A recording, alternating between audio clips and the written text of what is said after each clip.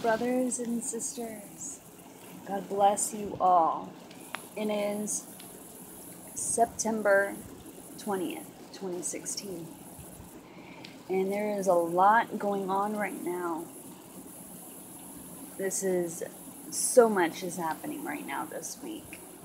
And so we are just on a high watch. I don't even know what this watch is for, but we just need to be ready for anything to happen. So I was on YouTube and I was listening to Sister Susie. She's God's end time warrior, and this sister just put out a warning for Florida and New York City.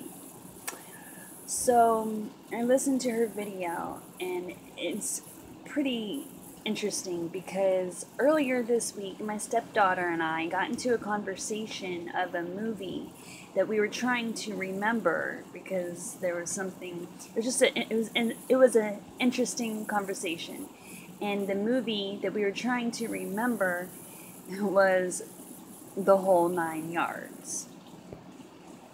And this sister Susie was given those words from the Lord twice. He said it, the whole 9 yards, the whole 9 yards. So I thought that was really interesting. I was like, what? That's weird. That's crazy. Amazing. God is good. So, and not only that, she was shown, and that Florida would be underwater. So I'm making this video in obedience to the Lord, and I said, God, one of the very first dreams, it was whenever I was in treatment. I had no idea what hour that we were in. I had no idea that we were even in the last days. I had no idea that I was getting prophetic dreams and visions from God. I had no clue. But I was. So I didn't have access to a computer. I didn't have access to the news. I was clueless. I had nothing except the dreams that God gave me. And I'm going to share them with you because I feel led to. So, one of the very first dreams that I've had, I was shown Orlando, and I was shown Seminole County, like Castleberry area, and both cities were flooded. And the Castleberry one, in my dream, I heard tidal wave, and right then this huge wave came and hit me. But right as it came to hit me, at that same moment, I ended up on a raft.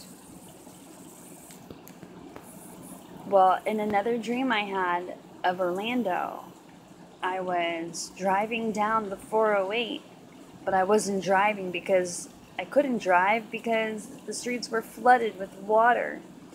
I was rafting down the 408.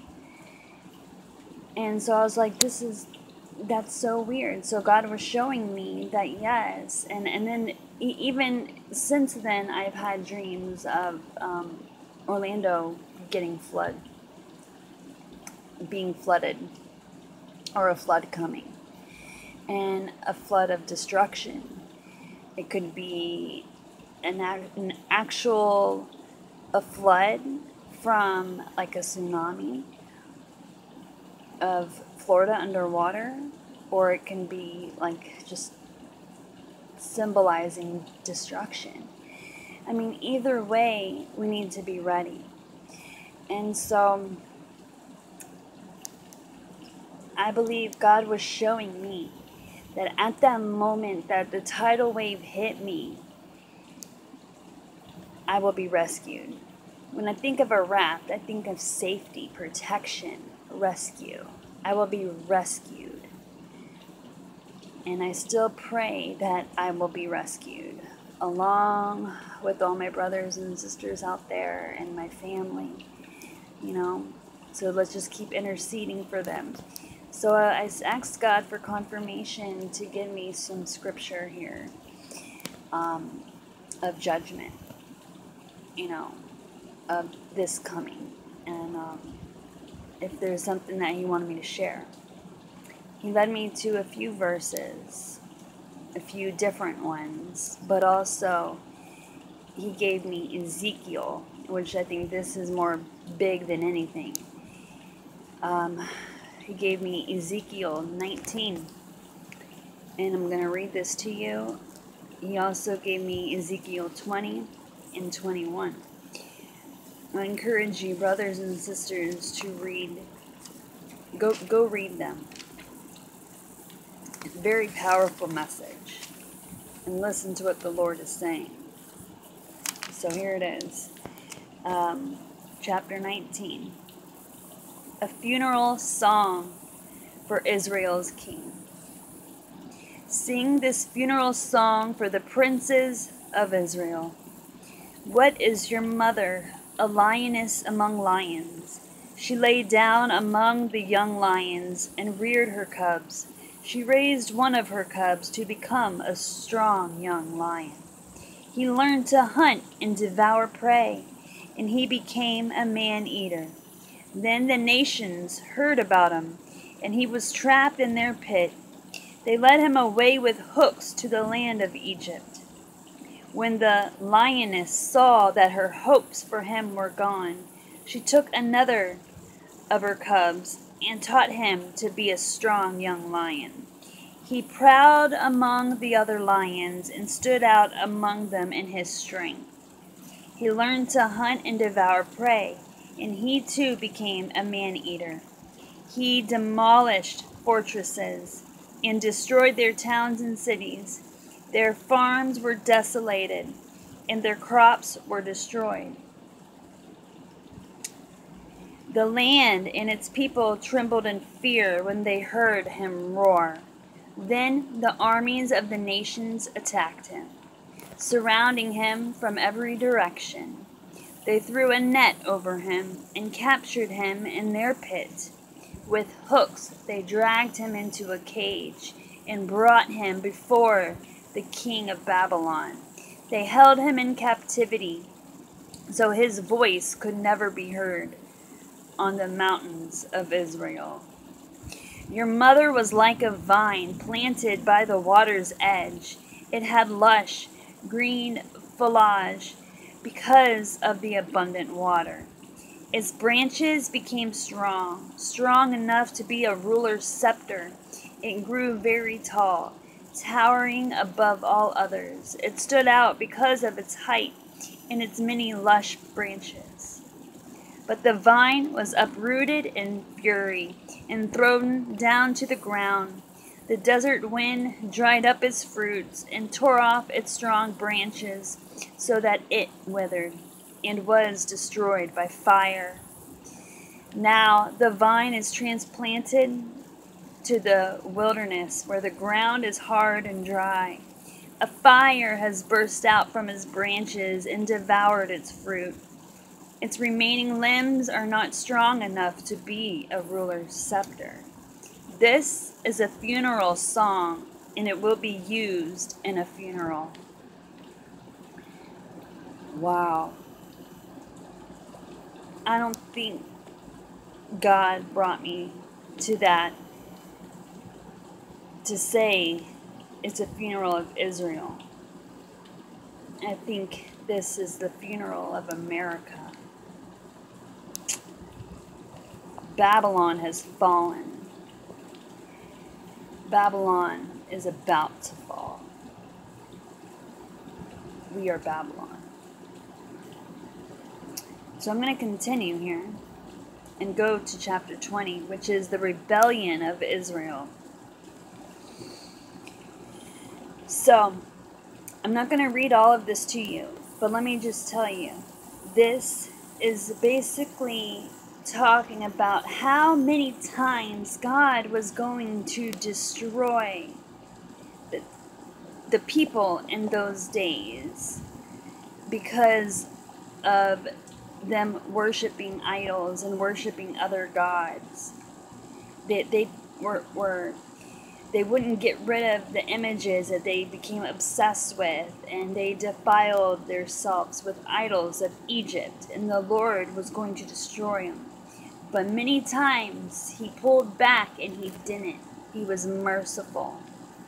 And it just goes over and over and over and over again. And what God is saying is that how much more is he going to be merciful? I mean, we are truly, America is so, this world is such a sinful place. So I'm going to read this to you. Judgment and restoration. Therefore, Son of Man, give the people of Israel this message from the Sovereign Lord. Your ancestors continued to blaspheme and betray me. For when I brought them into the land I had promised them, they offered sacrifices on every high hill and under every green tree they saw. They roused my fury as they offered up sacrifices to their gods. They brought their perfumes and incense and poured out their liquid offerings to them. I said to them, what is this high place where you are going? This kind of pagan shrine has been called Bama, high place ever since. Therefore, give the people of Israel this message from the Sovereign Lord. Do you plan to pollute yourselves just as your ancestors did? Do you intend to keep prostituting yourselves by worshiping vile images? For when you offer gifts to them and give your little children to be burned as sacrifices, you continue to pollute yourselves with idols to this day. Alright, I'm going to pause right there, because we know right now the arches of Baal have been erected in New York City. Now God gave me a warning dream about this, and he showed me that it will bring destruction. He showed me that it brought destruction and terror like never before. People were trying to kill themselves. I saw in my dream people jumping from high buildings trying to kill themselves because of the terror that it brought. We're playing with hell, people. This is serious stuff. America is doomed. It's just a matter of when.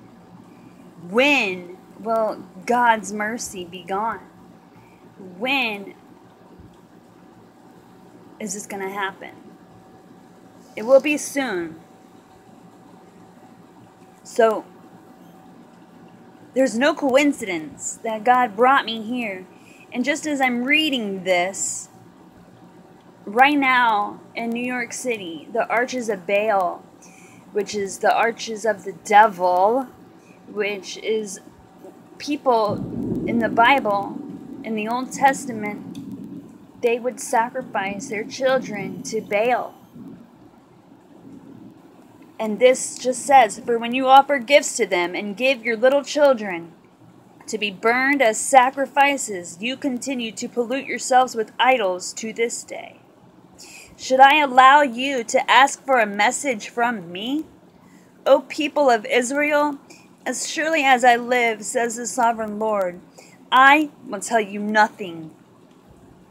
You say, we want to be like the nations all around us, who serve idols of wood and stone.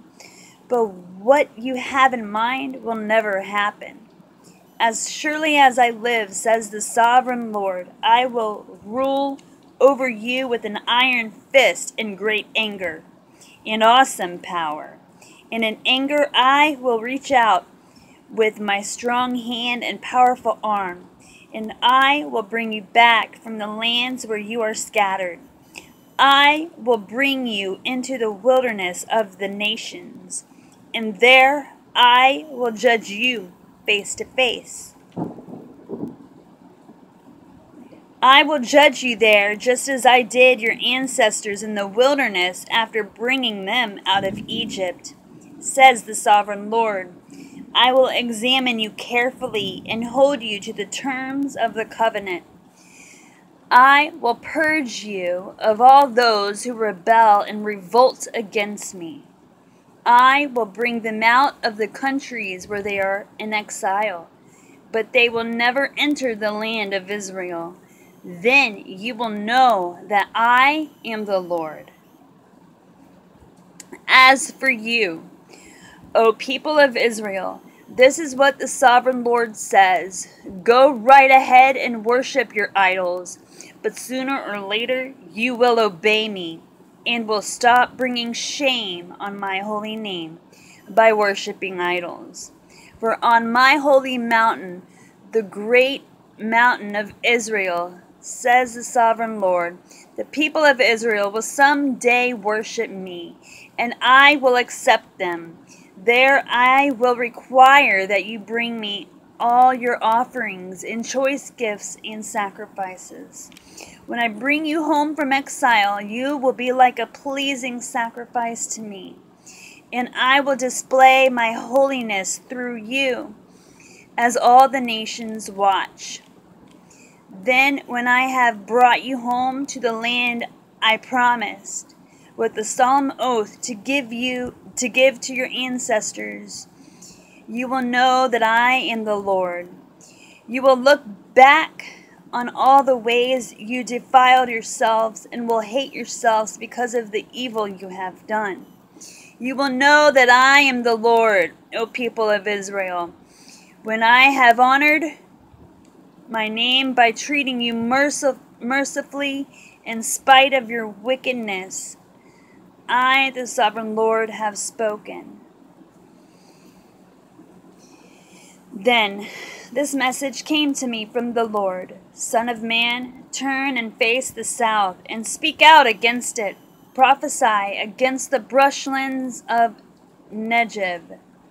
Tell the southern wilderness, this is what the sovereign Lord says. Hear the word of the Lord. I will set you on fire, and every tree, both green and dry, will be burned. The terrible flames will not be quenched and will scorch everything from south to north. And everyone in the world will see that I, the Lord, have set this fire, and it will not be put out. This is some deep stuff, brothers and sisters. So, as I continue, chapter 21, it talks about a sword. Son of man, give the people this message. A sword is being sharpened and polished. It is sharpened for terrible slaughter, and polished to flash the lightning. Now will you laugh? Those far stronger than you have fallen beneath its power. Yes, the sword is now being sharpened and polished. It is being prepared for the executioner. Son of man, cry out and wail. Pound your thighs in anguish, for that sword will slaughter my people and their leaders. Everyone will die. It will put them all to the test. What chance do they have, says the sovereign Lord. Son of man, prophesy to them and clap your hands. Then take the sword and brandish it twice, even 3 times, to symbolize the great massacre facing them on every side. Let their hearts melt with terror, for the sword glitters at every gate. It flashes like lightning, and it is polished for slaughter. O sword, slash to the right, then slash to the left, wherever you will, wherever you want. I too will clap my hands, and I will satisfy my fury. I, the Lord, have spoken.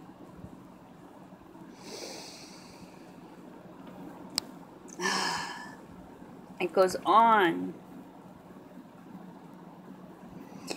Then the message came to me from the Lord, Son of man, make a map and trace 2 routes on it for the sword of Babylon, king to follow. Put a signpost on the road that comes out of Babylon, where the road forks into 2. One road going to Amman and its capital, Rabbah, and the other to Judah and fortified Jerusalem. God, people, God is saying, destruction, destruction. I will surely destroy the kingdom, and it will not be restored until the one appears, who has the right to judge it. Then I will hand it over to him. Destruction and judgment, it's at the door.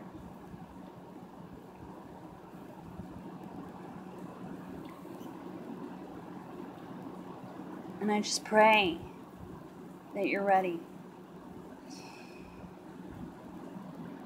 We are very close to something happening. This election is nothing but a distraction.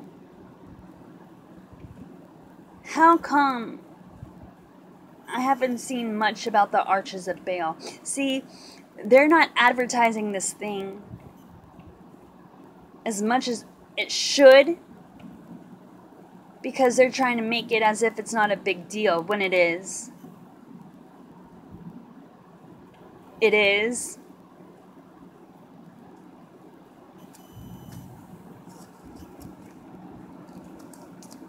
So anyway, out of everything I said, everything that you heard, please take it all up to the Lord for your own confirmations. Something big is coming, and we need to be ready. God is about to shake things up, and we need to be ready. Time is running out. Take this seriously. Because I feel like I share this with people. I share this with my brother. I share this with my family. And it's a joke.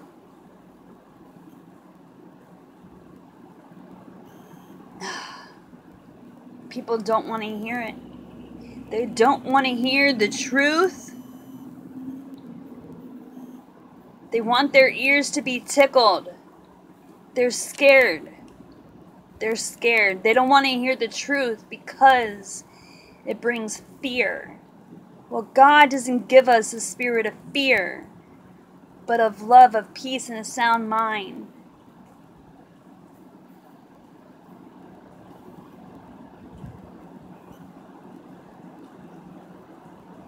So that's pretty much all I just have to share with you. Be ready. That's all I gotta say. God bless you all. Talk to you later. Bye-bye.